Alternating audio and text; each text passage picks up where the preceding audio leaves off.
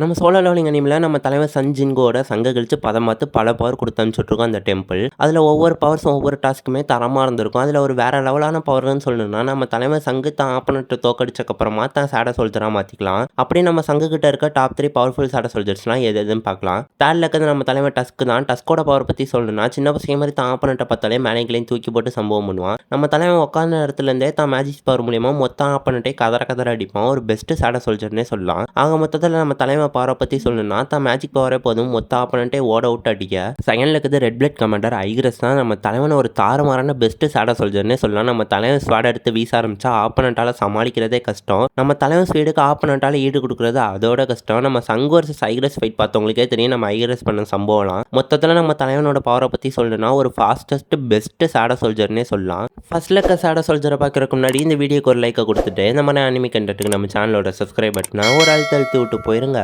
ஃபர்ஸ்ட்ல இருக்கிறது நம்ம ஆங்கிங் தலைவன் பெரு தான். நம்ம தலைவனோட பவர்ஸை பற்றி நான் சொல்லணும்னு அவசியமே இல்லை. 9 எஸ்ராங்க் கண்டடையே அடிச்சு ஓட விட்டுருப்பான். மோஸ்ட் பவர்ஃபுல் சேட சோல்ஜர்னே சொல்லலாம். நம்ம தலைவன் தான் நாக்கால ஆப்பனண்ட்டுக்கு ஒரு கீரல் போட்டாலே போதும் தான் உடம்புல இருக்கிற மொத்த விஷத்தையும் ஆப்பனண்ட்டுக்கு இறக்கிடுவான். அந்த அளவுக்கு தான் உடம்புக்குள்ள விஷத்தை வச்சு சுற்றிக்கிட்டு இருப்பான். நம்ம தலைவனு டஸ்க்கு மாதிரியே மேஜிக் பவர்ஸ்லாம் யூஸ் பண்ணுவான். மொத்தத்தில் நம்ம தலைவனை பற்றி சொல்லணும்னா மோஸ்ட் பவர்ஃபுல் ஒரு ஒர்த்தியான சேட சோல்ஜர்னே சொல்லலாம்.